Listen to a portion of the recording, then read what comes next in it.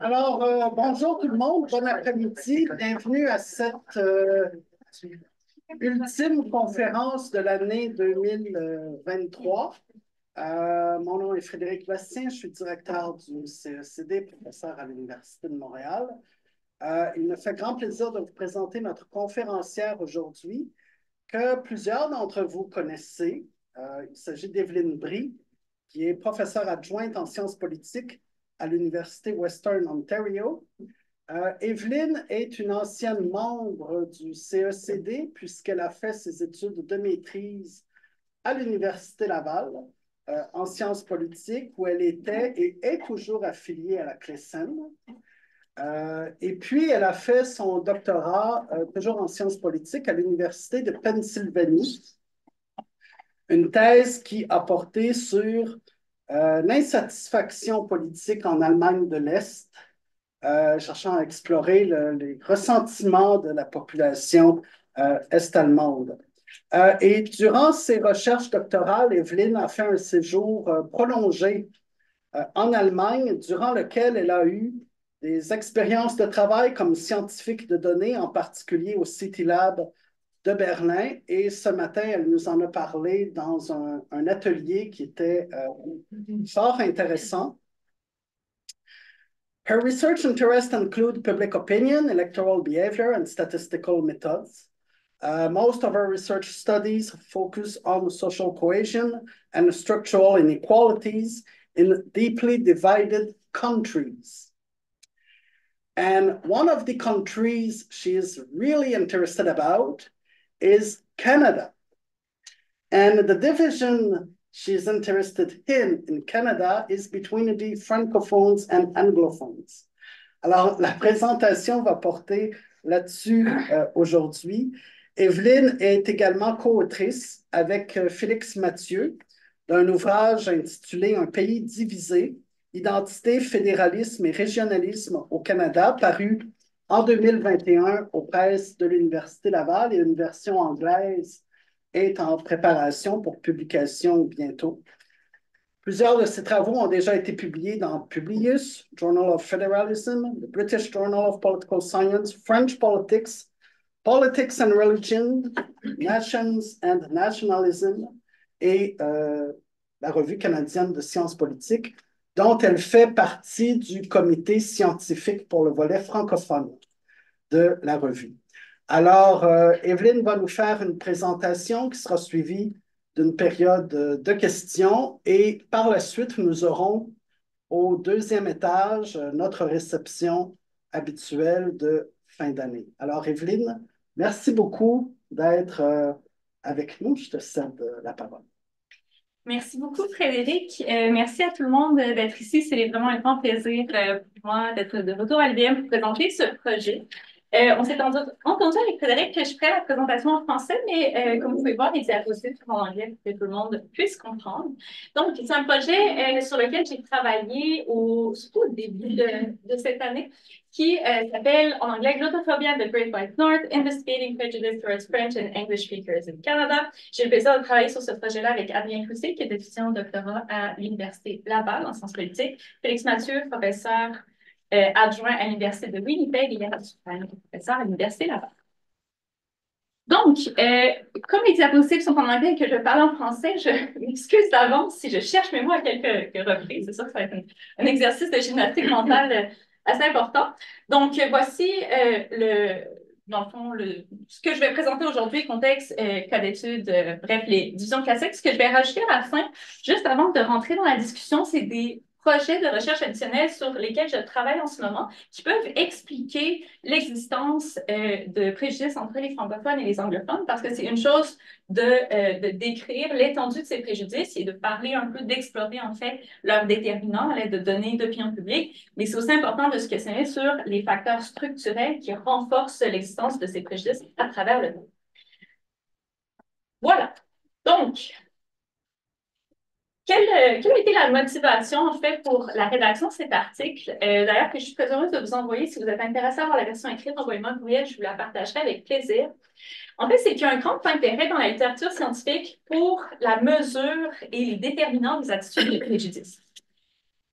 La plupart de ces travaux-là vont s'intéresser à certains groupes en particulier. Donc, il y a toute une littérature qui est principalement qui nous vient des États-Unis, qui s'intéresse à ce qu'ils appellent là-bas donc les effets raciaux, les préjudices raciaux ou ethniques, qui sont extrêmement prévalents. Également, tout ce qui est discrimination liée au genre, il y a beaucoup de travaux sur ça.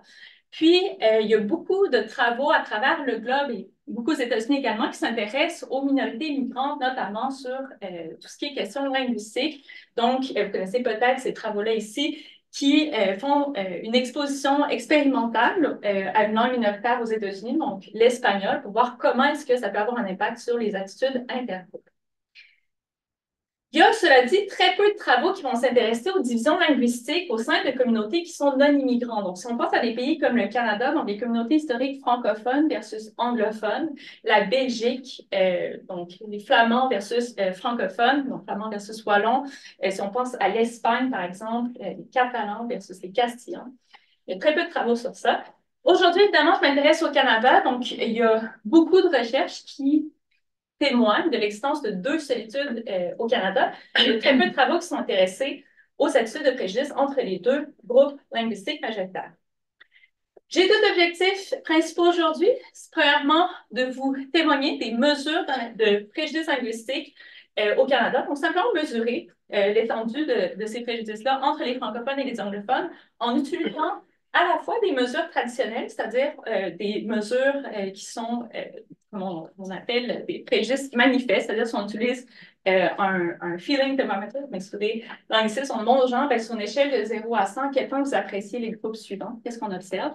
Des attitudes qu'on appelle des attitudes cachées, en fait. Donc, que pensez-vous de diminuer, en fait, les inégalités structurelles vécues par tel groupe? Est-ce que vous êtes en faveur de financer, par exemple, des mesures pro-bilinguisme au Canada? Et finalement, quand je parle de méthodes novatrices, c'est qu'on utilise dans ce projet-là le test d'association implicite, qui est un test cognitif qu'on a fait passer à des répondants d'un sondage. C'est un test qui prend à peu près 5 minutes à passer pour avoir une mesure sur laquelle il était techniquement impossible de mentir, parce qu'il y a des gros biais, évidemment, de désirabilité sociale. On parle de préjudice. La deuxième chose que je veux aujourd'hui, c'est de vous parler, en fait, des déterminants des préjudices linguistiques au Canada. Donc, j'explorerai quelques-unes de ces hypothèses. Quand on s'intéresse aux préjudices linguistiques, on regarde ce qui se fait dans la littérature, ce qu'on voit, c'est que les préjudices linguistiques sont vraiment prévalents à travers le globe, notamment par l'existence de stéréotypes. Et ces stéréotypes-là vont être présents, que ce soit relativement à la langue maternelle des individus, à leur capacité à parler des langues secondes ou également leur accent, même dans leur langue maternelle. Si vous vous intéressez à la question des accents, je sais que Marc-André Baudet travaille sur un projet assez intéressant sur ça. Vous lui en parlerez. Il le présenté à la dernière conférence de l'Association canadienne de sensibilité.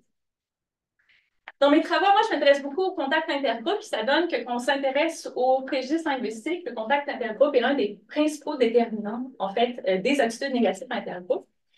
C'est ce qu'on appelle la théorie de la menace, qui, en somme, suggère que le contact avec un membre extérieur à notre propre groupe linguistique va augmenter les attitudes négatives envers les membres de ce groupe plus largement. Le mécanisme qui est supposé ici, c'est la menace culturelle. Donc, j'ai fait quelques travaux ici avec une de vos collègues sur l'existence de ces phénomènes-là au Québec. Donc, on est un francophone exposé à l'anglais. Quel effet ça peut avoir sur nos attitudes intergroupes? Mais évidemment, il y a beaucoup de travaux qui ont été faits aussi à travers le globe et principalement aux États-Unis sur cette question. Les contacts intergroupes, leur effet sur les attitudes politiques et les attitudes de préjudice vont en fait être modérés par les hiérarchies qui sont préexistantes au sein des pays. C'est une idée, en fait, qui est très liée à la théorie de la dominance sociale, c'est-à-dire qu'il existe une hiérarchie linguistique souvent au sein des pays, que ce soit sur le plan socio-économique, sur le plan historique. Au Canada, comment est-ce que ça se matérialise? C'est que si on regarde au Canada anglais, en fait, quel va être l'effet d'avoir une entrée en contact avec les francophones? C'est que les Canadiens anglais qui vont entrer en contact le plus souvent avec les francophones vont avoir plus de préjugés négatifs qui vont justifier les inégalités socio-économiques entre les francophones et les anglophones. Ce qui est fascinant, c'est que si on regarde quel est l'effet pour les francophones d'être exposés à d'autres groupes linguistiques, notamment anglophones. En fait, ce qu'on va voir, c'est que les francophones, eux, vont avoir tendance à développer des biais négatifs envers leur propre groupe suite à l'exposition à des différents langages. Donc, bref, ça pour dire que les contacts intergroupes, dont je parlerai un peu plus tard à la fin dans les mécanismes qui peuvent potentiellement expliquer les résultats que je vous présenterai aujourd'hui, ils doivent être pris en compte, en fait, comme mécanismes explicatifs. Les questions de recherche qui m'intéressent aujourd'hui sont les suivantes. Premièrement, très simplement, sur le plan descriptif, quelle est l'étendue des attitudes de préjudice entre les groupes linguistiques francophones et anglophones au Canada? Donc, je pense que tout le monde se doute qu'on peut probablement observer de telles attitudes, mais la question, c'est comment est-ce qu'on les mesure et quelle est l'étendue de ces attitudes-là si on les compare notamment à d'autres attitudes de préjudice à l'endroit de différents groupes de la société. Et puis, deuxième question va s'intéresser, comme je vous le disais, aux déterminants de ces attitudes négatives. Je m'intéresserai principalement à 3 différents types de déterminants. Premièrement, les variables sociodémographiques traditionnelles, notamment le statut en étant un groupe linguistique minoritaire, c'est-à-dire que si vous êtes un anglophone qui réside au Québec, qu'est-ce que ça peut dire sur votre attitude envers les francophones et vice-versa, si vous êtes un francophone qui réside dans le Canada anglais. Évidemment, on va s'intéresser aussi au placement idéologique droite-gauche. Donc, si on est plus conservateur, qu'est-ce que ça dit sur nos attitudes de préjudice? Et finalement, c'est probablement ça que je trouve personnellement plus intéressant, les attitudes qu'on appelle l'expression me manque en français, de political correctness. Rectitude politique. Rectitude politique, merci beaucoup. Donc, rectitude politique, est-ce que c'est la géométrie variable au Canada? C'est-à-dire, si vous avez beaucoup de rectitude politique, est-ce que ça va vouloir dire que vous aurez moins de préjudice linguistique ou ça va simplement s'appliquer à d'autres groupes au sein de la société? Cas d'étude, le Canada, vous le savez, vous n'avez pas besoin de moi pour savoir que la question de la langue est extrêmement polarisante au Canada. Pourquoi? En fait, c'est lié intimement à l'histoire du pays. Le Canada est un pays qui a été basé sur des conquêtes incomplètes. C'est une citation directe de Russell 2017 qui, lui, référait aux conquêtes qui ont été tentées, en fait, aux tentatives d'assimilation des Premières Nations et des francophones au Canada. Évidemment, à travers cette histoire assez étendue, il y a des mémoires collectives, des souvenirs collectifs qui ont émergé, qui sont très différents d'un groupe linguistique à l'autre.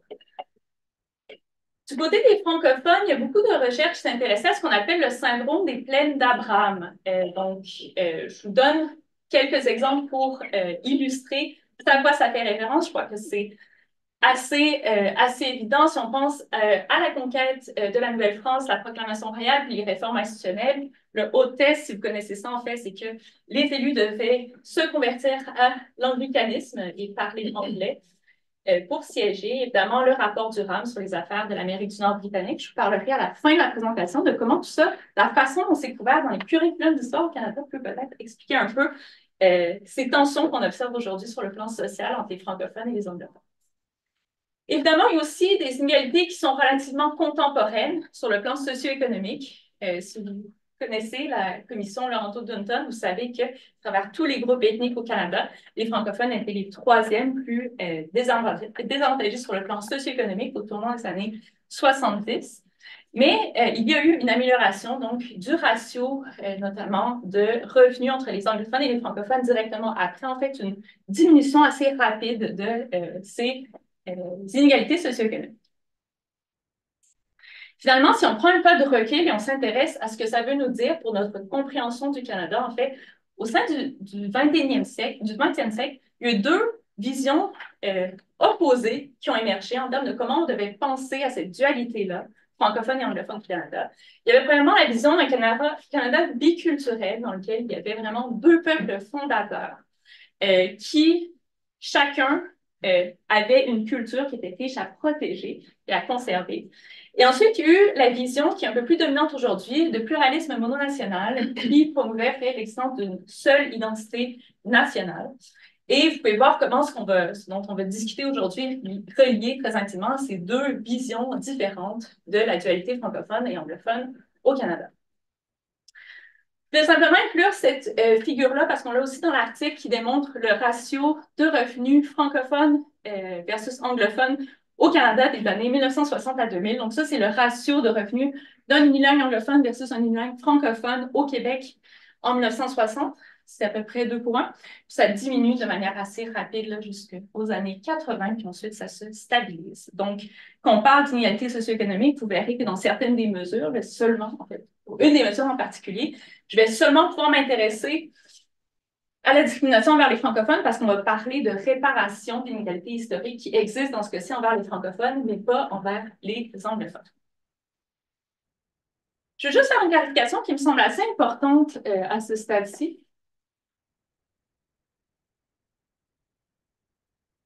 Il est évident qu'il existe la discrimination omniprésente envers différents groupes de la société au Canada, Premières Nations, immigrants, communautés, des minorités racialisées. Si on pense au point de vue historique, évidemment, il y a une sorte d'événements au Canada qui peuvent expliquer cette situation-là, et même de manière contemporaine, il y a énormément de travaux qui s'intéressent aux préjudices, au racisme qui sont latents dans la société canadienne. Évidemment, si on s'intéresse à la discrimination, il faut aussi penser à la discrimination envers les femmes et différents groupes, les minorités de genre et sexuels. On peut penser évidemment aux droits civiques de propriété, etc., à la criminalisation de certains types de relations. Puis, de manière contemporaine, il y a toujours de la sous-représentation des stéréotypes, de la discrimination, etc., envers ces groupes-là. Donc, ça pour dire, évidemment, ces phénomènes existent. L'objet de cette étude-là en particulier, c'est le préjudice linguistique. Il n'y a aucune affirmation normative au sujet des désavantages subis par chacun de ces groupes-là. Donc, c'est vraiment pour dire on s'intéresse aux préjudices linguistiques, mais on ne fait pas d'argument le plus large sur les difficultés historiques rencontrées par ces différents groupes-là. Je le mentionne parce que vous verrez dans certains des graphiques que j'inclus les attitudes envers différents groupes de la société qui ne sont pas des minorités linguistiques. Okay? C'est simplement pour les inclure comme baseline, pour donner une idée d'ensemble des attitudes. Et le focus ici sera vraiment sur les préjudices linguistiques. Voilà. Donc, quelles sont les données qu'on a utilisées pour ce projet-là? Ben, on a fait un assez court sondage léger marketing à l'automne de l'année 2022. On a surreprésenté les francophones au sein de ce sondage-là, simplement parce qu'on veut avoir une balance, en fait, suffisante de francophones versus d'anglophones. Ils sont représentatifs, sinon, de la composition sociodémographique du Canada en termes du recensement. Vous pouvez me demander, ben, c'est quoi un francophone et un anglophone pour toi dans le cadre de ce projet? Ben, simplement, on a demandé aux gens quelle était leur langue maternelle. Si leur langue maternelle était autre que le français ou l'anglais, ces personnes-là ont été retirées de l'analyse. On a les données, mais on les a retirées de l'analyse. C'est relativement peu de personnes, on était à peu près à 200-300 personnes. Je m'excuse. Oui. Oui. Et si les gens donnaient les deux langues? Ils étaient aussi retirés à ce moment-là. Okay. C'est une autre question. Parfait. Donc, on utilise 3 mesures de préjudice dans ce cas-ci. Premièrement, les mesures manifestes de préjudice, qu'on appelle les attitudes qui sont explicites. Donc, comme je vous le disais, c'est quelque chose qu'on va mesurer avec un thermomètre. Donc, on demande aux gens sur une échelle de 0 à 100, à quel point appréciez-vous les groupes suivants? Sûr que là, il y a des gens ici qui s'intéressent aux différentes formulations qu'on peut avoir pour ce type de questions-là. Demander à quel point appréciez-vous? Donc, 0 signifie qu'on ne les apprécie pas du tout et 100 apprécie qu'on les apprécie, signifie qu'on les apprécie beaucoup. Donc, évidemment, vous comprendrez que pour ce type de questions-là, il y a beaucoup de biais de désirabilité sociale. C'est-à-dire que les gens vont se sentir souvent mal à l'aise de dire qu'ils ont un très faible score d'appréciation pour certaines communautés. Ensuite, j'ai des mesures qui sont des mesures qu'on appelle cachées. En anglais, on appelle ça les covered bias. C'est des attitudes qui sont implicites. Donc, je vais avoir 2 types de mesures. La première, c'est une mesure de discrimination historique. Sur une échelle de 0 à 10, à quel point considérez-vous que chacun des groupes suivants a été historiquement désavantagé au Canada? Et ensuite, cette mesure-là est la seule que je vais faire seulement pour les francophones. Fait que je présenterai seulement pour les francophones. C'est les attitudes sociopolitiques cachées qu'on appelle considérant les francophones, c'est-à-dire les mesures liées à la protection de la langue française, etc. Je vous présenterai les différents indicateurs qu'on n'arrive pas là, mais c'est la seule qu'on pouvait seulement faire pour les francophones parce que c'est eux qui ont été historiquement discriminés sur le plan linguistique. Finalement, c'est la mesure dont je vous parlais qui est plus novatrice, c'est les biais implicites. Donc, c'est une mesure cognitive qui est basée sur les associations positives et négatives avec des termes associés aux francophones et aux anglophones au Canada. Je vais vous montrer exactement c'est quoi dans une seconde. On va utiliser pour ça des termes qu'on appelle des termes de valence positive et négative, puis on va les combiner à des termes qui sont associés donc au Canada français, au Canada anglais. Je vais vous montrer ça ressemble à quoi, puis ensuite je vous clarifierai quelles mesures on a utilisées pour ça. Donc, si vous êtes intéressé par le test d'association implicite, c'est super intéressant à faire. Vous pouvez aller en ligne, prendre le test, mesurer votre propre biais implicite cognitif envers différents groupes de la société. Il y a un portail qui s'appelle le Harvard Implicit Bias Project. J'utilise d'ailleurs certaines de leurs données un peu plus tard dans ce projet-ci. Mais essentiellement, ce que vous allez faire pour un test d'association implicite, vous allez devoir le faire sur votre ordinateur, donc pas sur votre téléphone cellulaire. C'est pourquoi on a beaucoup moins de répondants. On a quand même plus de 1600 répondants, mais on a moins de 4000 répondants qui ont pris le test d'association implicite, simplement parce qu'ils ne pouvaient pas le faire sur téléphone cellulaire. Bref, ce que vous allez devoir faire, c'est appuyer sur 2 touches de votre clavier, E ou I, pour associer le mot qui va apparaître ici avec soit la gauche, soit la droite. Par exemple, vous voyez le mot happy. Évidemment, le test a été fait en français pour les francophones, en anglais pour les anglophones. Vous devez évidemment associer à quelque chose de positif. Ce qu'on appelle la valence, donc des termes qui vont être positifs ou négatifs. René Lévesque, OK? Vous devez l'associer au Canada français. Donc, on peut parler un peu plus dans le Q&A si ça vous intéresse. Pourquoi est-ce qu'on a fait ça, French Canada, English Canada? Pourquoi on n'a pas fait Québec versus Reste du Canada? Après, je vous parlais de tout ça ici. L'idée, essentiellement, c'est qu'on s'intéresse vraiment aux divisions linguistiques. Je vais retourner ici. Parfait. Puis là, je vais vous montrer c'est quoi les termes qu'on a retenus. Donc, vous avez vu René Lévesque, il y en a plusieurs autres.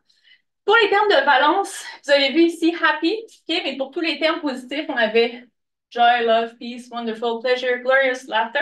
C'est pas nous qui avons inventé ces termes-là, c'est les termes classiques qu'on utilise pour la valence. Okay? L'idée, c'est que un individu va chercher à faire un raccourci cognitif. Il va associer donc positif et Canada français d'un côté, négatif et Canada anglais d'un côté. Puis si ensuite, à force de faire ce raccourci mental-là, c'est plus facile pour cette personne-là, et donc la personne est plus rapide à faire les associations, il va avoir un biais moins important que si elle prend plus de temps, par exemple, à dire Canada anglais positif, Canada français négatif. Parce que ça crée de la dissonance cognitive, donc on est plus lent à faire la catégorisation sur notre clavier. En termes de termes relatifs au groupe, pour les francophones et les anglophones, on a pris une série de termes pour lesquels c'était des équivalents, les meilleurs qu'on pouvait trouver, qui étaient susceptibles d'être reconnus par les deux groupes, ce qui était assez compliqué. Si donc, en termes de symboles, Famous Landmark, Château Frontenac pour les francophones, les montagnes rocheuses pour les anglophones, joueur de hockey Guy Lafleur, Wayne Gretzky, chanteur Céline Dion Drake, politicien René Lévesque, Lester B. Pearson.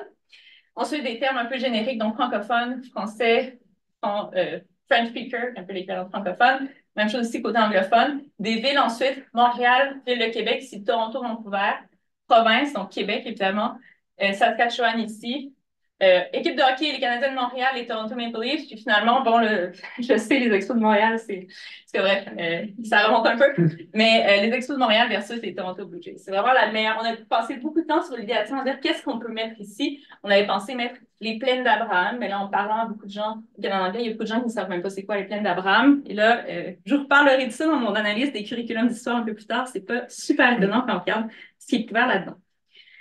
Donc, j'espère que c'est assez clair. L'idée, c'est vraiment de faire un test cognitif pour voir est-ce que c'est plus facile pour quelqu'un d'associer des termes positifs avec le Canada français ou avec le Canada anglais. Et on arrive à un score qu'on appelle le D-score que je vous présenterai un peu plus tard. Donc, sur le plan purement descriptif, qu'est-ce qu'on observe en termes de biais manifestes?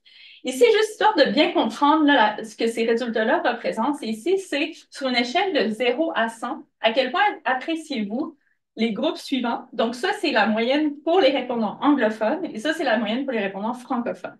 Okay? Juste pas qu'il y ait de confusion, parce qu'ici, on voit aussi anglophones et francophones. Donc, ici, si on regarde pour les Premières Nations, ça, c'est le score des anglophones versus le score des francophones, qui est un petit peu plus haut. Ici, pour l'appréciation des anglophones, vous pouvez voir que les francophones, évidemment, sans trop de surprise, parce que c'est des faits intergroupes assez classiques, vont scorer les anglophones plus bas que les anglophones vont se scorer eux-mêmes. Les francophones sont le groupe qui, pour les répondants anglophones, ont la mesure de biais ou d'appréciation explicite qui est la plus basse. Okay? Donc, c'est plus bas que les Premières Nations, les immigrants, évidemment, eux-mêmes. Ça ici, à chaque fois que je présente ces résultats-là, tout le monde dit, bon, ces gens-là s'aiment vraiment.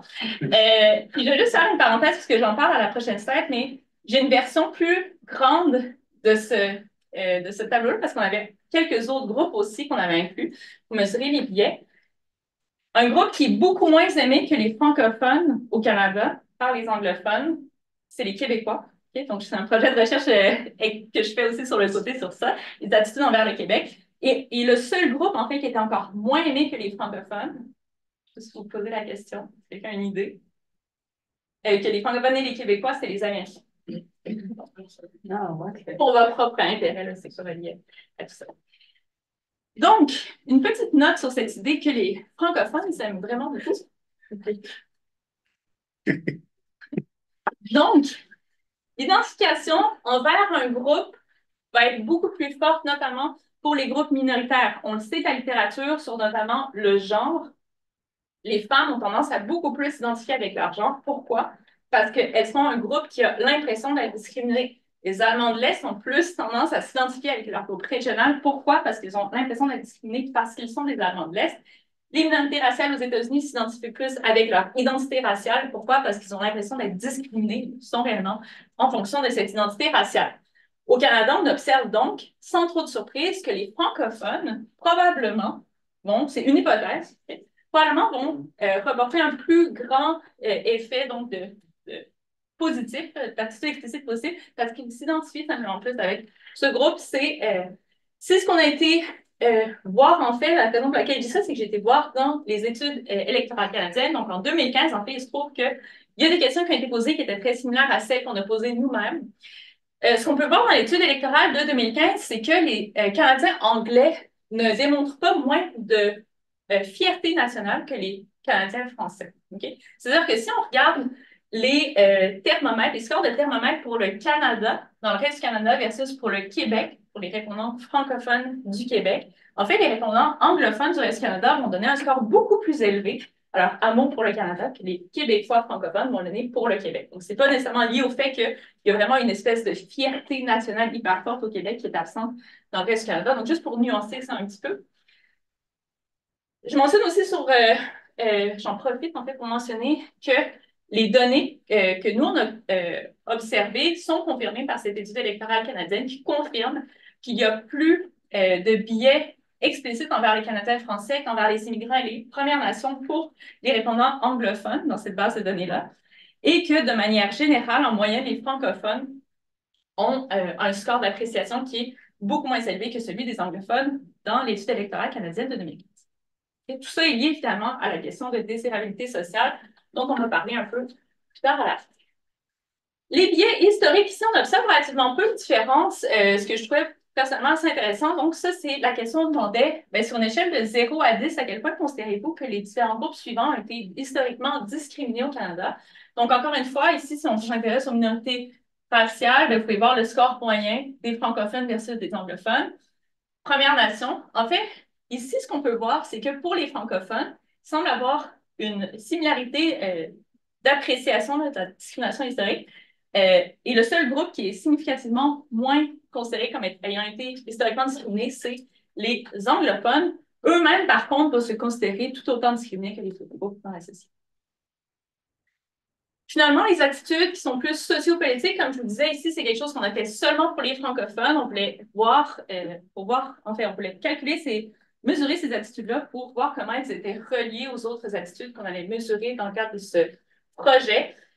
Premièrement, on a demandé aux gens, considérez-vous que le français parlé au Québec est du vrai français? Donc, vous pouvez voir ici que le score est très moyen là, du côté des répondants anglophones. Considérez-vous que le français est en déclin au Québec? Vous pouvez voir ici encore une fois une différence marquante entre les répondants francophones et anglophones. L'autre question qu'on a posée, c'est considérant qu'une minorité de Canadiens parlent le français, pensez-vous que le bilingualisme est logique? Donc, beaucoup moins d'appui à ça du côté des anglophones. Puis finalement, considérez-vous qu'on devrait continuer à dépenser de l'argent gouvernemental pour financer le bilinguisme? Donc, beaucoup moins d'appui de ce côté-ci, du côté anglophone. Bon, on arrive à probablement ce qui, moi, m'intéressait le plus quand j'ai été chercher ces résultats-là sur Qualtrics, quand le sondage était terminé. Je voulais voir, bon, le test cognitif, qu'est-ce qui s'est passé? Le test cognitif, comment ça fonctionne? C'est qu'on reçoit à la fin pour chaque utilisateur ce qu'on appelle un score D. Le score D va nous dire, donc sur une échelle de -1 à 1, à quel point on a une préférence pour l'un des deux groupes. C'est-à-dire à quel point c'est plus facile pour nous de faire une association entre un groupe et des groupes positifs versus un autre groupe et des groupes négatifs. Ici, tout le monde a passé le même test. Ça veut dire que les gens qui avaient un biais positif pour les francophones se ramassaient avec un score positif et ceux qui avaient un biais positif pour les anglophones se ramassaient ici avec un score négatif. Vous verrez plus tard que pour les modèles de régression, j'ai unifié tout ça. Ce qui est assez fascinant, c'est que si on regarde le score moyen par province, donc c'est un sondage pan-canadien, on observe que le score moyen est très élevé. Puis juste pour, en termes de référence, à partir d'un score de 0,6, on parle d'un biais qui est fort. On peut voir que de manière générale, le biais implicite est très fort au Canada. De part et d'autre, évidemment, le Nouveau-Brunswick, il y a des communautés francophones versus anglophones qui se retrouvent entre les deux ici. Donc, ça ressemble à quoi en termes de distribution? Parce qu'on se dirait, peut-être que la moyenne ici là, peut être tirée là, par des extrêmes. En fait, ça ressemble à ça ici. Encore une fois, à partir de 0,6, on parle de score qui est un préjudice élevé. Donc, de manière générale, il y a un très fort biais implicite de part et d'autre. Je vais faire une note sur le côté, donc une parenthèse. Parce qu'évidemment, une fois qu'on a fait ces trois mesures-là, c'est tout ça est assez exploratoire. C'est la première fois que c'est mesuré de cette façon-là au Canada. Donc, c'est un peu pour décrire, évidemment, différentes mesures là, de biais linguistiques. On est intéressé à savoir est-ce qu'on est capable de voir une corrélation de ces différents items-là. Parce que, bon, les biais cognitifs, c'est quelque chose qui est donc implicite, versus que les gens vont nous répondre avec tous les biais, justement, de désirabilité sociale.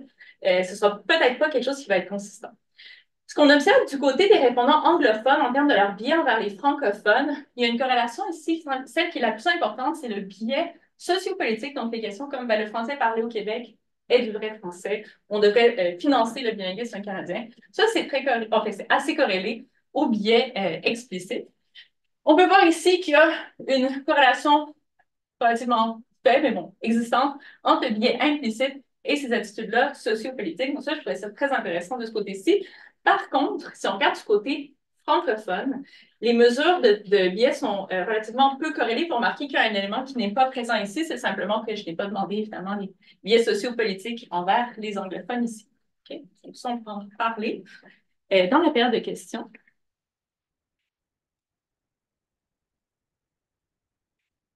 Une fois que j'avais fait ce test-ci, je me demandais, bon, ben ça, c'est bien beau, mais comment est-ce que ça se compare à d'autres biais qu'on peut observer au Canada envers d'autres groupes? Simplement pour avoir une idée, est-ce que c'est simplement que les Canadiens ont de très forts préjudices envers les gens qui ne font pas partie de leur propre groupe? Ça, c'est tout à fait standard. Ce que j'ai été faire, c'est que j'ai été sur le Project Implicit Bias de Harvard qui met leurs données en ligne, ouvertes au public, donc vous pouvez y accéder, les downloader. Ce que j'ai fait, c'est que j'ai pris toutes les personnes qui ont répondu au Canada à différents tests d'association implicite. En 2022, ça me donne un N assez important, le 22 700 personnes. Puis ces personnes-là, j'ai été chercher pour chaque test, est-ce qu'elles faisaient partie du groupe dominant ou minoritaire? C'est-à-dire que pour le test d'implicit bias qui était associé au racisme envers les personnes afro-américaines, je sélectionnais les répondants qui s'identifiaient comme étant afro-américains. Je conservais sinon seulement les répondants qui s'identifiaient comme étant blancs parce que la dualité du test était blanc versus, en fait, caucasien versus afro-américain pour voir en fait quel était leur biais relatif. Donc, vous pouvez voir sans trop de surprise qu'ici, le biais des Blancs envers les minorités raciales est plus élevé que vice-versa. J'ai fait la même chose pour les personnes qui s'identifiaient comme étant Premières Nations versus non-membres des Premières Nations. Donc, ici, on peut voir que les biais, sans trop de surprise, envers les membres des Premières Nations, malheureusement, est plus élevé que celui envers les personnes qui ne s'identifient pas comme membres des Premières Nations. Et en termes de référence, voici les scores que j'ai pour les groupes linguistiques. Et c'est simplement pour mettre en contexte. C'est sûr que la comparaison ici est limitée parce que le test est un peu différent. Je vais vous le montrer juste ici. Okay? Par exemple, le test pour les minorités raciales, donc ici, avec focus sur les Afro-Américains, c'est un test qui se fait avec des photos, premièrement, donc ça limite la comparaison ici. Puis aussi, les personnes qui vont aller directement sur un site web comme celui-là pour se tester en termes de savoir quelle est leur mesure de biais. C'est pas le même profil que les gens que nous, on a été chercher avec notre sondage. Donc, on est tout à fait au courant de ça. C'est simplement pour mettre en perspective de dire c'est un biais considérable. Donc, on ne peut pas parfaitement comparer ces scores-là, mais bref, on considère qu'ils sont assez importants pour faire l'objet de recherches additionnelles. Je m'intéresse maintenant aux déterminants des préjudices. Donc, je vais vous montrer quelques tableaux de régression, puis ensuite, je vais parler des mécanismes, en fait, qui expliquent ces différents préjudices-là. Donc, premièrement, si on s'intéresse aux biais envers les francophones pour les anglophones, les femmes reportent moins de biais, les gens qui sont plus fortunés également, les gens qui sont plus intéressés par la politique vont reporter un biais moins important, mais les gens qui se situent plus à droite sur l'échelle gauche-droite vont rapporter un plus grand biais manifeste. Si vous êtes un anglophone qui réside au Québec, votre biais envers les francophones va être moins élevé que si vous résidez dans le reste du Canada. Ici, de manière assez intéressante, il n'y a pas d'effet pour la mesure de biais cachés historiques. On pourra en reparler. En fait, c'est qu'en posant cette question-là, en voyant le relativement peu de variance que j'ai eu sur la question, je me suis demandé est-ce qu'on n'aurait pas mieux fait de poser une autre question pour essayer de capturer cette attitude-là. Donc, c'est peut-être ce qui se passe ici. En termes d'attitude sociopolitique, on peut voir que les personnes les plus âgées ont plus de biais sociopolitiques envers les francophones. Les personnes qui ont un plus grand revenu, moins de biais, puis sinon les effets ici restent les mêmes en termes substantifs. Puis, finalement, ici, ce qu'on observe, c'est également, si on réside au Québec, le score d'association implicite, en fait, négatif, va être moins élevé. C'est-à-dire qu'encore une fois, les anglophones qui résident au Québec ont moins de biais envers les francophones que ceux qui résident à l'extérieur du Québec. Si on regarde l'attitude des francophones envers les anglophones, ce qu'on peut voir, c'est en fait le même effet essentiellement, c'est-à-dire ici, du côté des femmes, on rapporte moins de billets. Les gens qui sont plus éduqués rapportent également moins de billets. Les gens qui sont plus intéressés par la politique. Et finalement, les francophones qui résident au Québec, c'est comme le contraire ici, rapportent plus de billets, c'est-à-dire que les francophones qui résident dans le reste du Canada ont un moins grand billet envers les anglophones. Il y a un effet ici vraiment du statut linguistique minoritaire qui est consistant également avec ce qu'on observe pour le score implicite. Depuis le début de ce projet-là, je me suis intéressée à la rectitude politique comme variable explicatrice des attitudes qu'on peut observer.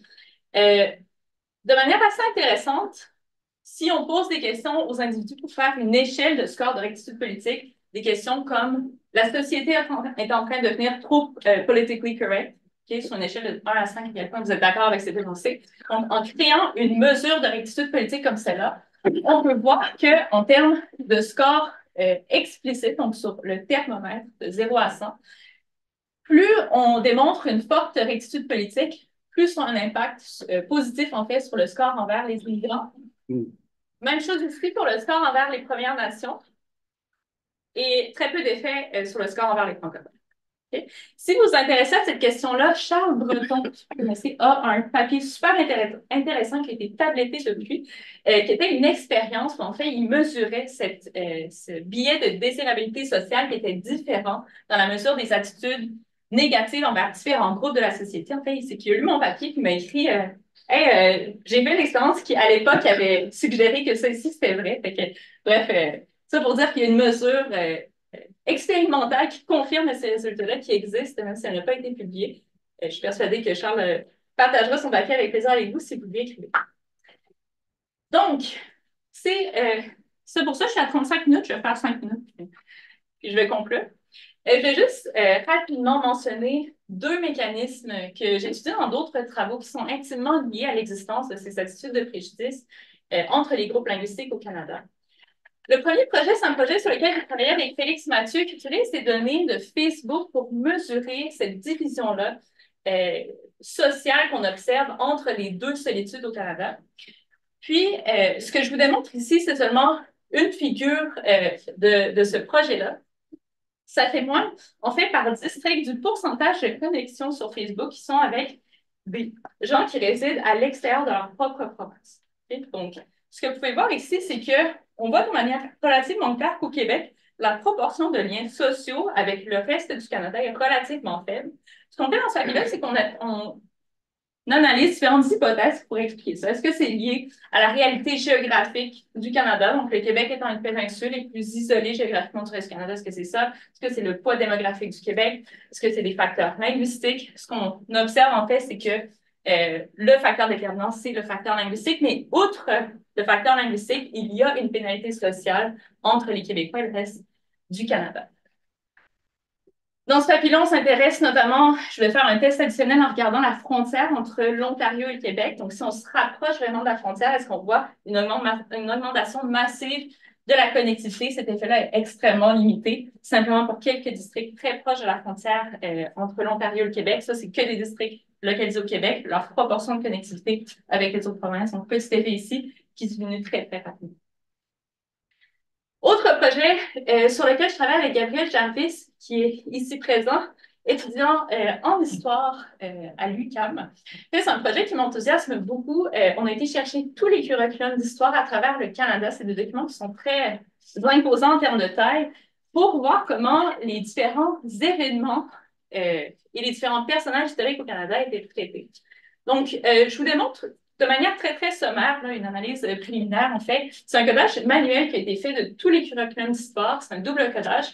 Et chacune des quasi-sentences, donc des phrases, des quasi-phrases, merci beaucoup, pour les gens qui ne savent pas c'est quoi une quasi-phrase, en réalité, c'est simplement un énoncé qui est consistant de manière interne, c'est-à-dire que ça peut se couper à la moitié d'une phrase, ça peut être en fait 2-3 phrases qui sont consistantes conceptuellement. Chacune des quasi-sentences des quasi-phrases de tous ces curriculums d'histoire ont été codées à la main pour identifier elles étaient relatives à quel événement historique, s'il y a lieu, à quelle période historique, puis également à quel thème, c'est-à-dire Premières Nations, femmes, minorités francophones, économie, etc. Je vous démontre ici juste très rapidement quels sont les événements qui étaient les plus présents au sein des curriculums. Donc, l'ANB, l'acte de l'Amérique du Nord britannique, 1867. Ensuite, Première Guerre mondiale, Deuxième Guerre mondiale, Grande Dépression, colonisation de l'Ouest, projet national du côté de l'Ouest, le Indian Act, finalement, ici on voit Louis-Riel. Deux événements qui, je crois, exemplifient de manière assez claire les différences historiques dans le traitement des événements marquants. C'est notamment la question des patriotes et du rapport Durham. Donc, les patriotes mentionnés dans seulement 11 fois dans l'ensemble des curriculums au Canada. La plupart des provinces ne mentionnent pas du tout, en fait, les patriotes. On observe au Québec, même dans la façon dont qualitativement cette question-là a été traitée, on voit beaucoup de liens, en fait, avec la décolonisation, des efforts de décolonisation ailleurs dans le monde. Donc, il y a des liens qui sont faits notamment avec l'Amérique du Sud pour comprendre les rébellions des patriotes. On parle aussi beaucoup de la violence, de la répression militaire envers les patriotes dans le curriculum québécois. Du côté du Manitoba, de l'Ontario et de la Saskatchewan, qui sont les seules provinces qui ont couvert cet événement-là dans leur curriculum, on va focuser surtout sur le gouvernement responsable. On va mentionner l'existence de tensions linguistiques, donc ça, ce n'est pas évacué. Mais on va parler vraiment du contexte des rébellions dans une perspective de nation building. Finalement, le rapport Durham, mentionné seulement 8 fois dans l'ensemble des curriculums. Au Québec, il est présenté très clairement comme une tentative d'assimilation des francophones. En Ontario et en Saskatchewan, les deux seules provinces qui en font mention, c'est présenté en fait comme une solution politique pour unir les Canada dans un contexte de crise. Puis finalement, toutes les autres provinces ne mentionnent pas du tout cet événement. Okay? Donc ça, c'est juste une exemplification. Évidemment, il y a des événements qui sont très importants du côté ouest qui ne sont pas couverts du tout dans les curriculums, en fait, le curriculum d'histoire au Québec. Mais ça peut expliquer, en fait, c'est une incompréhension de part et d'autre sur le plan linguistique. Très rapidement, discussion, quel était l'objectif de ce projet? De faire la première étude compréhensive des attitudes négatives entre les francophones et les anglophones au Canada. On observe des forts scores de préjudice entre les deux communautés sur 3 différentes mesures, donc manifeste, caché et implicite. Le biais linguistique entre ces groupes-là est potentiellement comparable à d'autres types de biais, ou alors, est-ce que c'est simplement plus reporté, dû à une plus grande acceptabilité sociale de se dire moins enthousiaste envers certains groupes linguistiques qu'envers des groupes ethniques d'autres natures?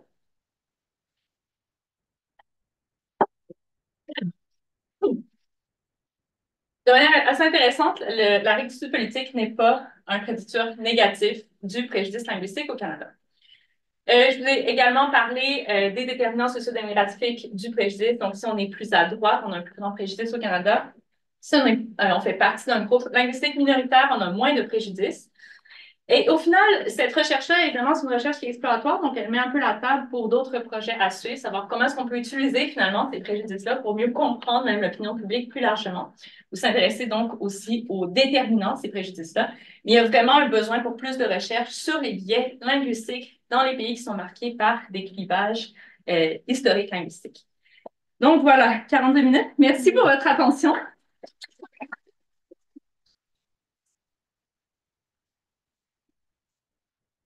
Merci beaucoup, Evelyne, pour cette présentation. Nous allons passer à la période de questions. Je ne sais pas si tu veux la gérer toi-même ou si tu veux que je prenne en note je peux prendre en note les intervenants si tu veux. Volontiers. And of course, you may ask your questions or do your comments in the language of your choice. Je vois Eric. Oui, merci beaucoup, Evelyne, pour cette présentation. Beaucoup de matériel là-dedans, sûrement pour un peu de contexte, comme tu le mentionnais. Et des résultats quand même assez fascinants. Je voudrais te ramener au titre de votre papier, glottophobie. Le terme glottophobie, j'étais surpris que tu ne nous en parles pas du tout dans ta présentation. Que tu définis trop le terme. Et en fait, je suis d'autant plus surpris que je ne suis pas certain si je comprends bien que l'autophobie, ça veut dire que c'est la peur de l'autre, en lien avec la langue, j'imagine. Mais ce que tu nous as présenté, c'est plutôt des attitudes négatives, des préjudices. Je ne pense pas que ça a un lien nécessairement avec la peur. Donc, je voudrais t'entendre un peu plus sur ce terme-là et sur sa pertinence dans le cadre de votre étude. Parfait, ben merci. En fait, c'est une bonne idée de parler de ça plus explicitement la prochaine fois que ce sera présenté. Ça a été un terme, enfin, on voulait utiliser un terme qui expliquait, qui représentait les attitudes négatives envers les groupes linguistiques. C'est un peu la même idée que l'homophobie, en fait. On parle de phobie, mais en réalité, c'est un terme qui représente les attitudes de préjudice envers un groupe en termes d'orientation sexuelle. Donc, c'est un terme qui existe, qui est un peu l'équivalent linguistique de ça. C'est pas une réflexion plus poussée que ça, c'est simplement qu'on cherchait un terme qui était assez caché pour être entré dans un titre, en fait, mais c'est important de le définir. Donc, je prendrai, ouais, je ferai attention à ça la prochaine fois que je le présenterai. Présenter exactement la définition. Oui, merci Evelyne pour la présentation. C'est super intéressant. Quand tu as présenté des feeling thermometers, puis il y avait le bas score pour les francophones chez les anglophones, tu as dit que tu ne montrais pas le Québec, qui était encore plus faible.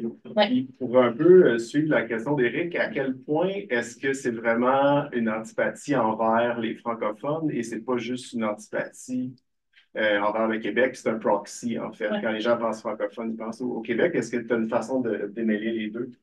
Ben, merci beaucoup. Puis c'était un des premiers soucis que moi j'avais en faisant ce projet-là parce que je travaillais aussi en même temps sur un projet sur les attitudes négatives envers le Québec. C'est certain qu'il y a une association entre le Québec et les francophones au Canada, il n'y a juste pas de façon d'évacuer ça. Nous, ce qu'on a fait pour essayer de limiter ce problème-là, c'est deux choses. C'est notamment en fait, je peux vous dire chacune des mesures, pour les biais explicites, c'est-à-dire l'échelle de thermomètre, les répondants voyaient l'ensemble des catégories d'un coup, c'est-à-dire qu'il y avait francophones puis il y avait québécois, donc ils n'ont pas répondu à francophone en sachant pas qu'on allait leur demander pour les Québécois ensuite, donc c'était juste pour clarifier ça dans leur esprit.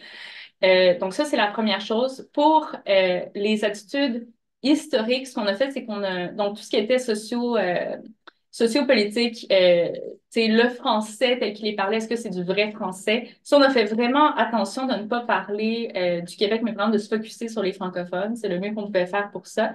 Puis pour le biais implicite au début, ma première version de ce test-là, c'était Québec versus reste du Canada. Puis ça aurait été un projet complètement différent, puis ça se serait inséré avec le projet sur le Québec. La raison pourquoi je l'ai fait avec la langue, c'est que les Canadiens anglais ne vont pas s'identifier avec le reste du Canada. C'est pas une identité qui, pour eux, est pertinente, alors que les Québécois vont fortement s'identifier au Québec. Donc, il y aurait un effet de biais là. Déjà qu'on l'observe sur le plan linguistique avec les catégories Canadiens-Français, mais Canadiens-Anglais.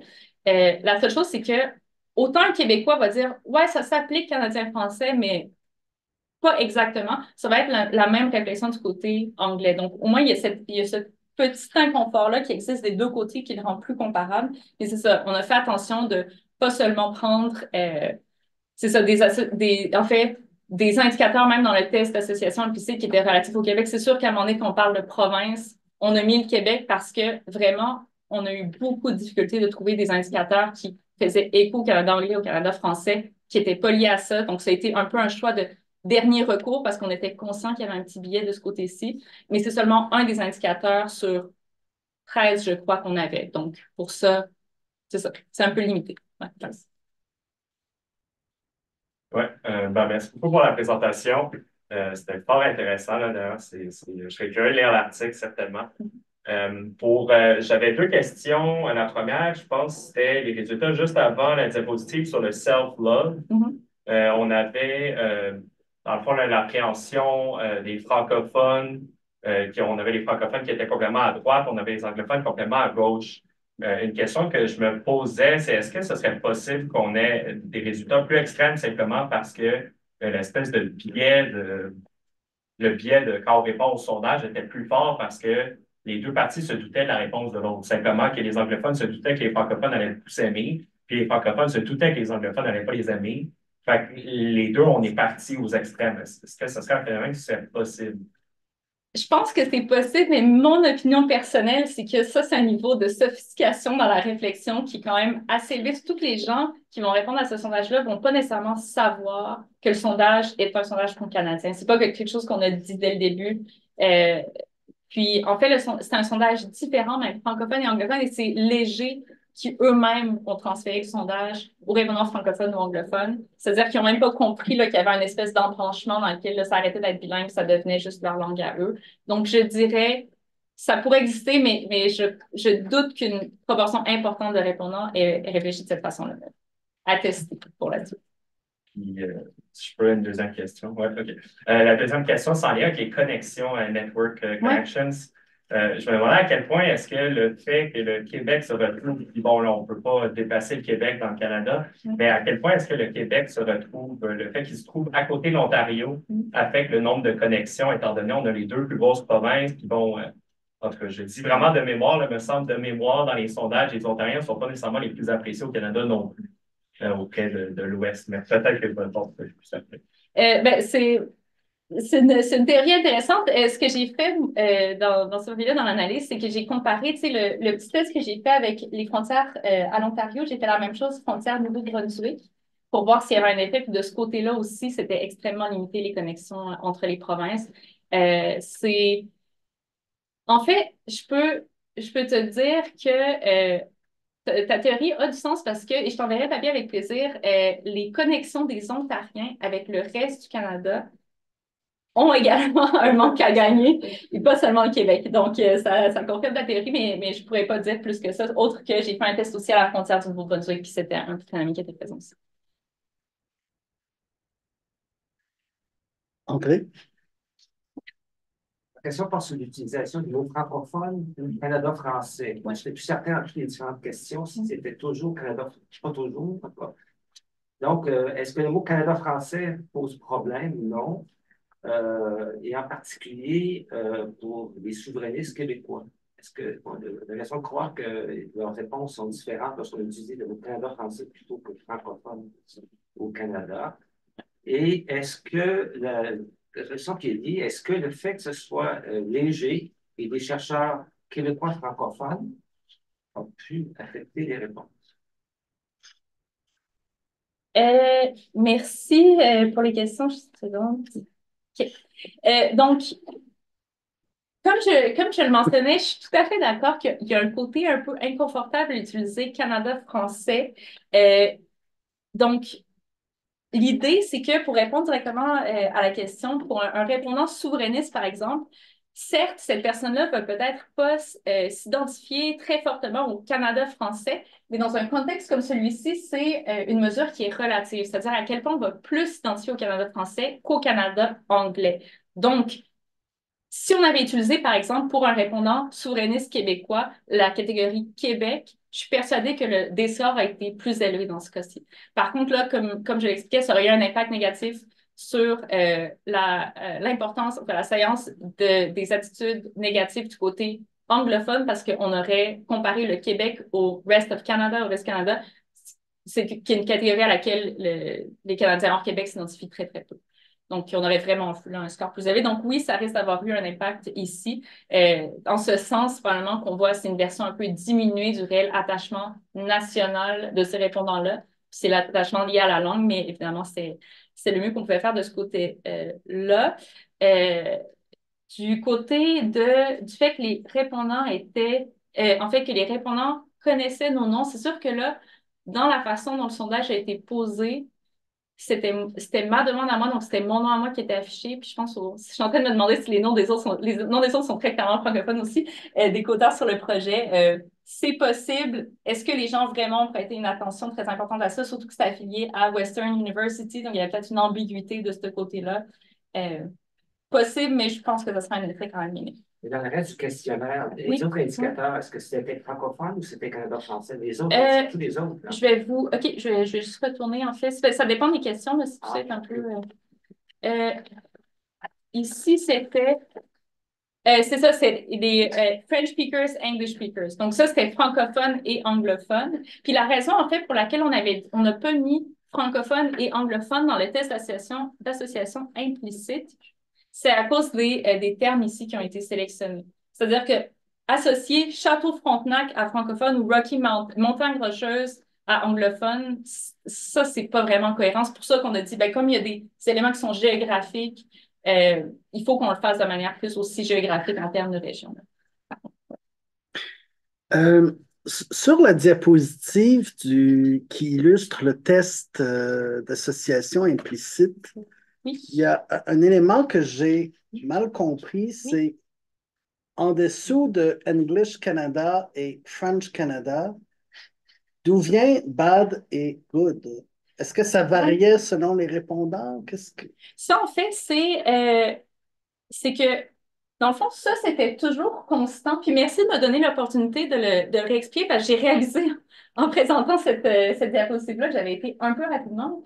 C'est qu'en réalité, le test va être donné, si on veut, 2 fois pour chaque répondant. Donc, la personne va commencer, premièrement, va faire un petit test pour voir si elle comprend le test, juste pour un essai qui ne sera pas comptabilisé. Dire, est-ce que vous êtes capable de toucher sur la touche E et I pour sélectionner le terme va à gauche ou le terme va à droite? Donc, on commence simplement ici. Puis on explique tout ça, vous devez aller à gauche ou à droite. Le terme qui va apparaître ici, là, mettez-le juste dans la bonne catégorie. Donc, ça reste toujours bad et good. Puis French Canada puis English Canada, ça reste comme ça.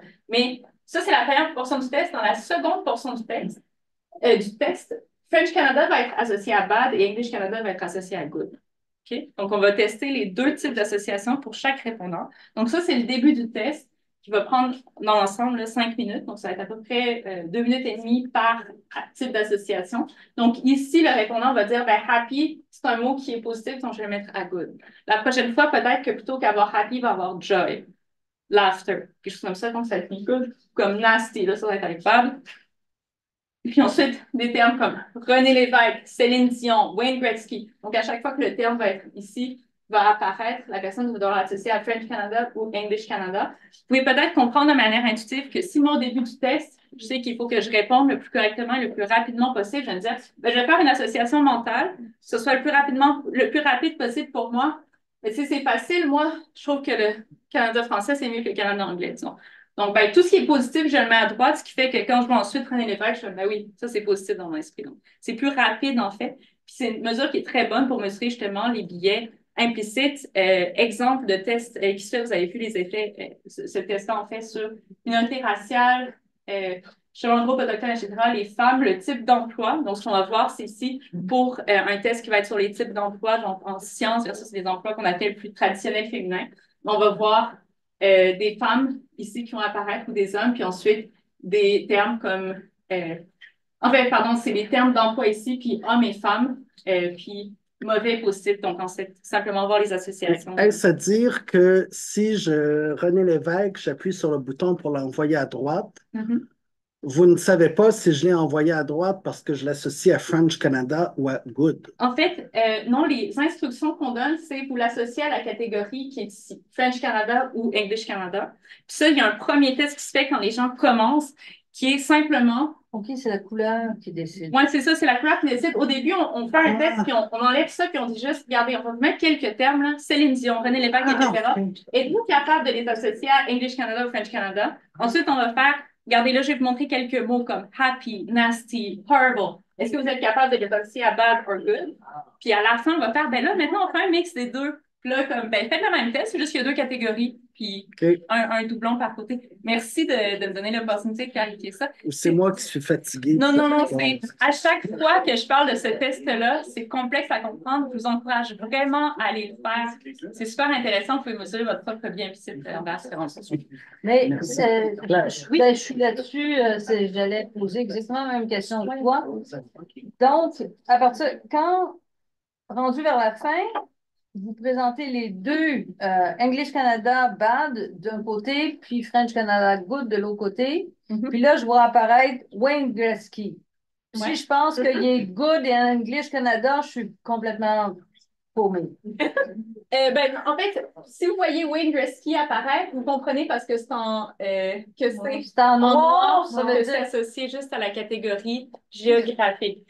C'est plus intuitif qu'il n'y paraît, là, c'est ça. Il faut l'essayer pour le comprendre, mais c'est pour ça qu'il y a une période test au début du test. En passant, j'ai essayé d'y aller, puis ça semblait marcher sur le téléphone, mais c'est tout petit. Oui, c'est ça. C'est un test de rapidité, donc vous auriez sûrement un très... OK, j'avais une autre petite question, dans le fond, c'est que dernièrement, dans les journaux, on a vu un truc du type...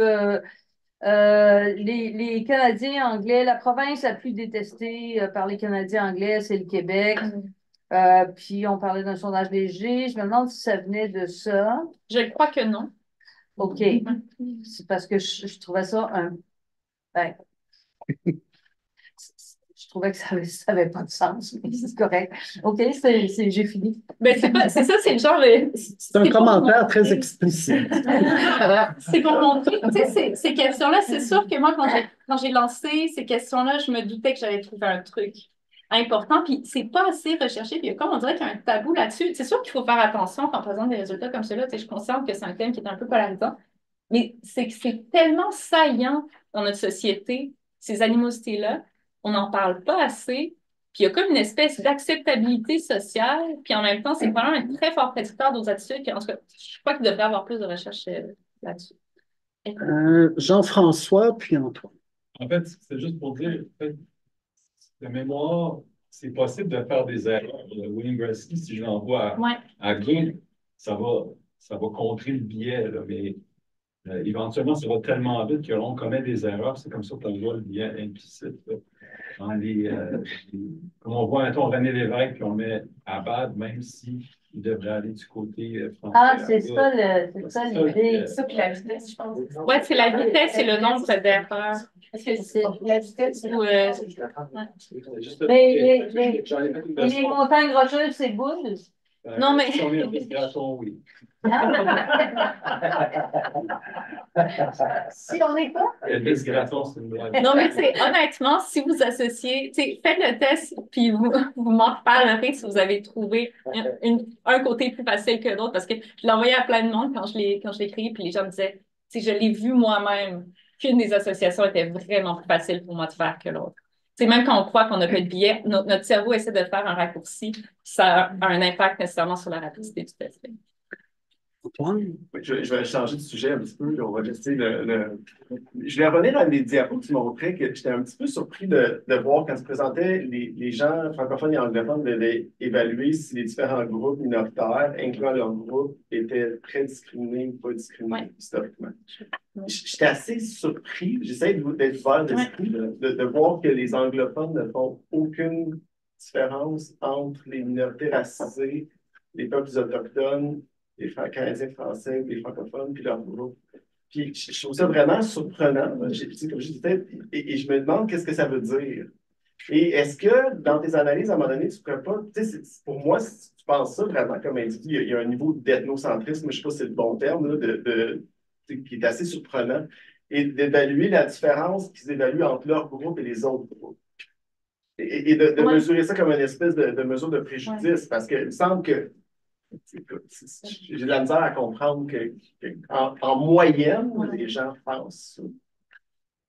C'est une super bonne idée, en fait, puis je me demandais justement, j'ai l'impression que cette question-là, c'est peut-être, je crois que en soi, la question, comment elle a été posée, moi, je n'anticipais pas un problème comme celui-là, parce que juste pour vous rappeler, la question qui a été posée, c'était sur une échelle de 1 à 10, de 0 à 10, aujourd'hui, à quel point considérez-vous que les différents groupes suivants ont été historiquement discriminés au Canada?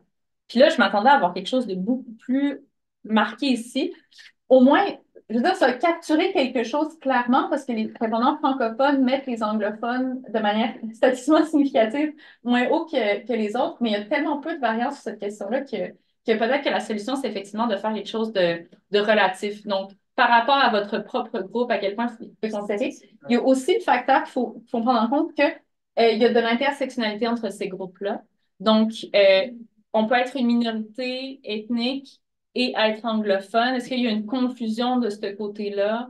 Mais encore une fois, les répondants voyaient l'ensemble des catégories sur la même page. Donc tu sais, forcé pour moi de constater que cette mesure-là n'a pas capturé exactement ce que je souhaitais capturer. Donc, dans un projet futur, je la poserai différent, puis la version que tu proposes est probablement meilleure. Ben oui, non, mais tu pourrais même le calculer d'un individu. OK, anglophone, comment gérer les anglophones à comparatif aux autres, parce que c'est peut-être juste le fait que pour eux, dans le fond, il n'y en a pas eu de problème. Mais, par rapport à ça, vite, là, peut-être, je ne sais pas c'est quoi la composition, mais il y a peut-être une différence entre les gens dans, tu sais, vu qu'on pose la question historiquement, les gens dans les prairies, tu sais, si tu fais le choix d'Alberta, ont peut-être une perception différente de ça en Ontario, par exemple.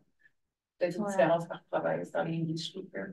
Je sais pas. Oui, puis c'est quoi historique? C'est pour ça qu'au début, je veux dire, ça, je l'ai présenté, ce projet-là, à Western aussi, je vais juste retourner rapido de ça. Ça, il y a très peu de gens au Canada anglais qui sont au courant de ça. Donc, il y a beaucoup de gens qui vont... Honnêtement, je pense qu'il y a une part de ça qui est juste...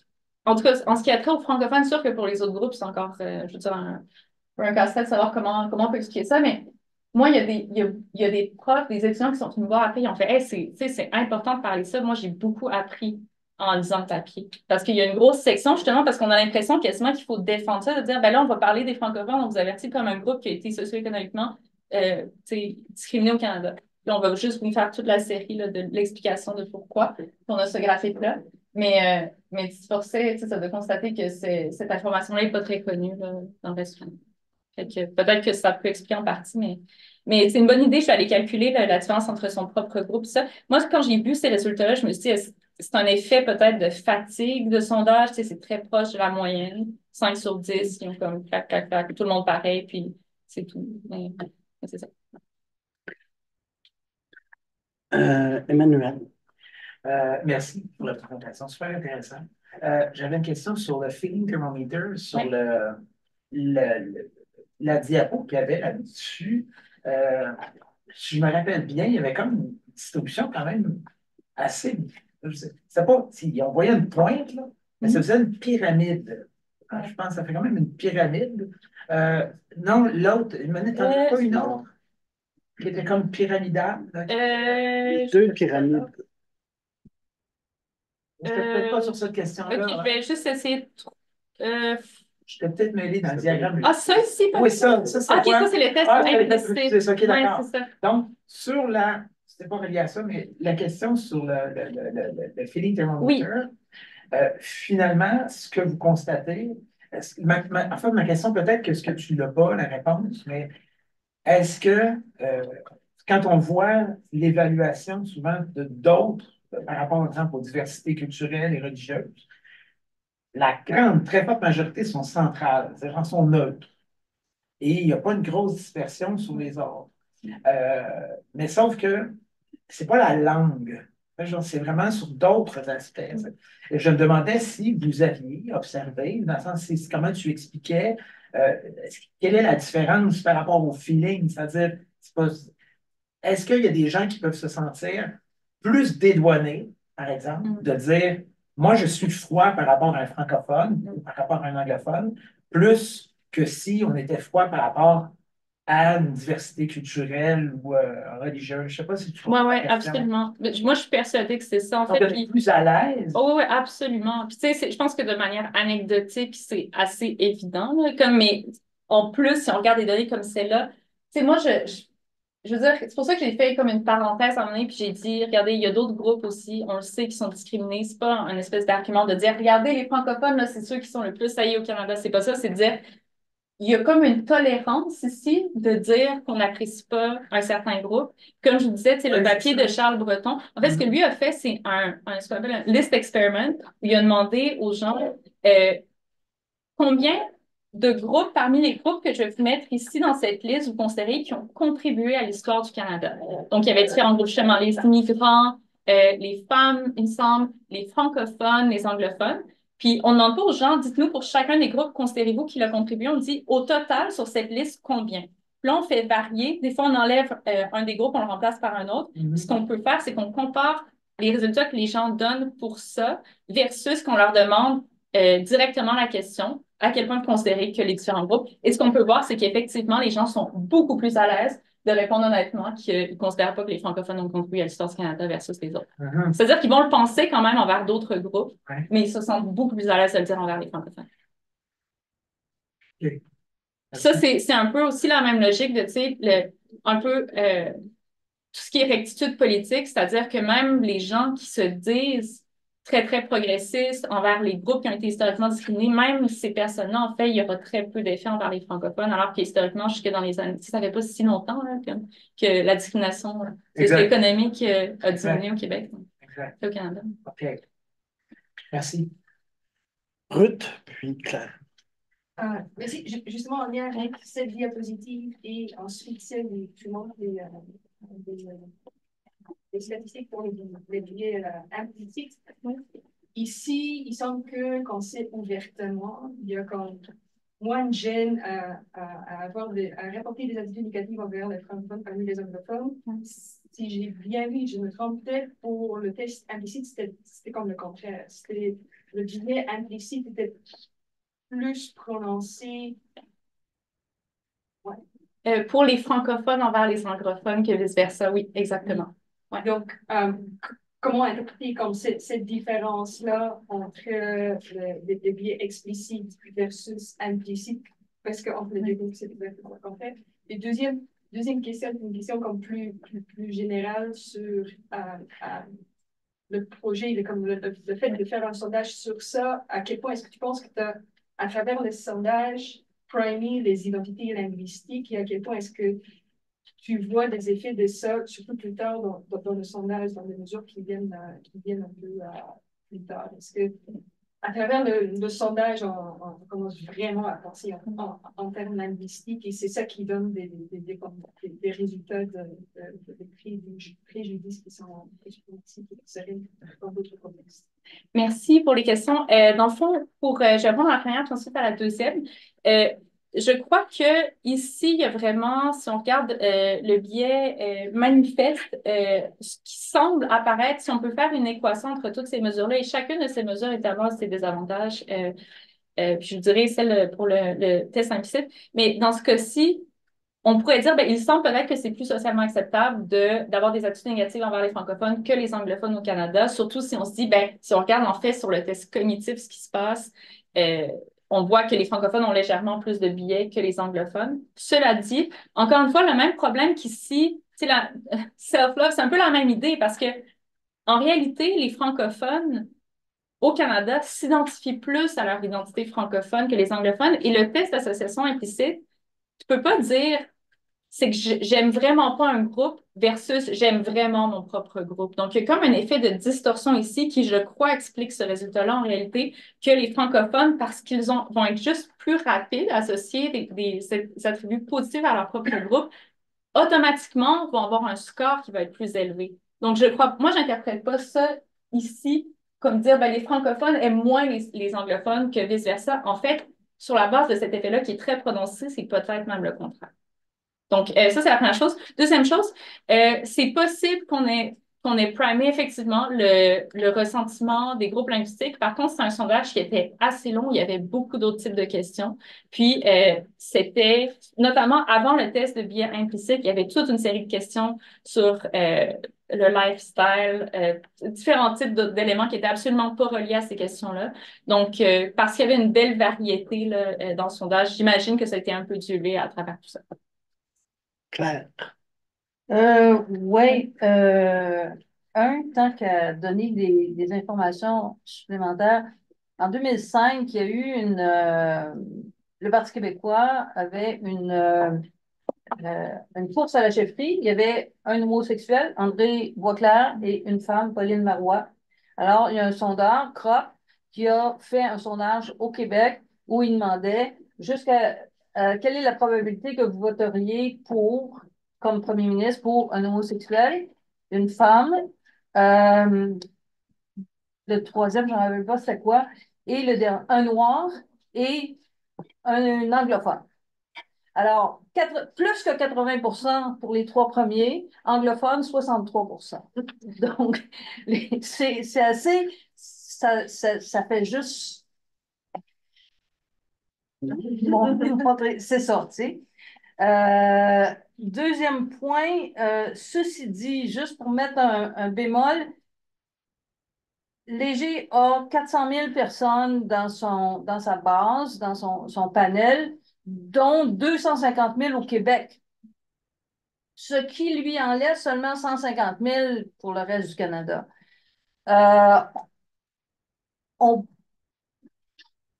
Ça serait le fun d'avoir un sondage avec un sondage probabiliste sur cette question-là parce que jusqu'à quel point le panel léger est aussi représentatif hors Québec in Québec. Déjà, moi, quand je regarde les données au Québec, souvent, Total Québec, c'est pas mal la même chose qu'un autre sondage utilisant une autre méthode. Mais si tu vas dans les sous-régions, et c'est le problème des panels de volontaires, c'est souvent représentatif sur l'ensemble, c'est bien pondéré sur l'ensemble, mais quand tu vas dans les sous-groupes, des fois, ça... Là, ça OK. Ben, merci pour le commentaire. En fait, c'est ça, basé sur les grandes catégories du recensement, c'est représentatif, mais effectivement, je m'informerai pour les prochains sondages s'il y a quelque chose de meilleur. Puis par rapport à la première, au premier sondage que vous mentionnez de CROP, c'est sûr qu'il y a un argument qui peut être fait que la connaissance du français est nécessaire à l'exercice des fonctions d'une certaine façon. Donc, je pense que pour une question, on demande pour le poste de premier ministre, première ministre du Québec, j'ai l'impression que ça capture pas seulement l'animosité ou les préjudices, mais il y a comme un élément qui est lié à la capacité, en fait, aux habiletés qui sont nécessaires à l'exercice de l'emploi. Mais je ne sais pas comment la question a été posée, là, c'était vraiment... Ouais, Jean-François? Merci. Juste pour revenir sur la question, est-ce que c'est socialement acceptable d'exprimer des visions plus négatives par rapport aux francophones? Mais je pense qu'il y a une nuance à apporter, c'est sur le fait que la population francophone, elle est majoritaire sur un territoire. On trouve les institutions, le premier ministre, c'est francophone, il y a historiquement des marqueurs non structurels qui peut-être viennent un peu, comment dire, brouiller la carte ici, là, en ce sens que si on la compare à d'autres groupes ou qui ne sont pas majoritaires sur le territoire, qu'on ne trouve pas leur institution, il n'y a pas le Bloc québécois, il n'y a pas la loi, je sais pas moi, 21, etc. Ça va jouer. C'est sûr que vous avez un projet sur le Québec, mais je me demande, est-ce qu'on en faut pas trop en faire, comment dire, trop interpréter les différences parce qu'il y a des éléments structurels, politiques qui rentrent dans l'équation. C'est pas strictement une question linguistique, une question de pouvoir politique. Et là, je vous rappelle que nous sommes au département de sciences politiques, que nous étudions le pouvoir. Alors voilà ce que je sais de Merci, Jean-François. Oui, puis absolument. Donc, tu sais, il y a toute la composante, en fait, historique versus contemporaine aussi. Parce que je pense que c'est assez évident que sur le plan contemporain, enfin, c'est mon opinion personnelle, mais c'est quand même basé sur des données aussi de recensement notamment, les francophones, j'irai jamais jusqu'à dire qu'ils sont aussi discriminés que les autres groupes qu'on a inclus comme baseline dans ce projet-là. Je pense que c'est assez évident, là. Donc, oui, les francophones ont été historiquement discriminés au Canada, mais cette discrimination-là, je crois, est beaucoup moins saillante aujourd'hui qu'elle peut l'être pour d'autres groupes. Donc, ça peut expliquer aussi la différence qu'on observe ici. Je fais vraiment attention aussi dans l'article de dire on les inclut parce qu'on veut juste mettre ça en relief avec d'autres groupes, mais évidemment, pour vraiment faire un argument sur l'acceptabilité sociale, je pense qu'il faut vraiment un modèle expérimental, un peu comme ce que Charles Breton avait fait, là. Donc c'est ça. C'est juste que nos résultats descriptifs semblent, en fait, vont dans la même direction que ça. Puis c'est surtout la comparaison, en fait, entre, c'est ça, les différents indicateurs si on le compare pour les francophones et les anglophones. Mais c'est un très bon point. Alors, il est presque 16h30. Il y a une question que j'aimerais poser et j'ai vu Emmanuel et Ruth lever la main aussi. Donc, je propose qu'on pose nos 3 questions et que tu répondes à ça. Est-ce qu'il y a d'autres personnes qui souhaitaient intervenir? Non, non. Ruth? C'était uniquement un two finger sur ça pour avoir un autre type de benchmark des groupes où ce serait socialement acceptable de discriminer contre, c'est les partisans d'autres groupes. Et donc, encore une fois, on peut utiliser les outils électorales canadiennes et regarder à quel point est-ce que des questions que je pense que Berkeley, entre autres, a utilisées pour mesurer les attitudes envers des partisans d'autres groupes. Là, il y a aussi de la littérature sur la polarité servitive, c'est comme socialement accepté de discriminer contre des partisans de parti. Peut-être que ça, c'est comme un autre type de benchmark. Merci beaucoup, c'est une super bonne recommandation. Emmanuel? Moi, je vais, comme Jean-François parlait de la question du pouvoir, par rapport à la perception des francophones québécois par rapport à l'anglophone, la perception des anglophones, je me questionnais s'il y avait un rapport avec l'âge. C'est-à-dire, il est possible que les plus jeunes aient peut-être une perception plus positive que les plus âgés, qui ont peut-être un souvenir concret d'un rapport de domination plus concret. C'est un très bon. Je vais y aller avec ma dernière.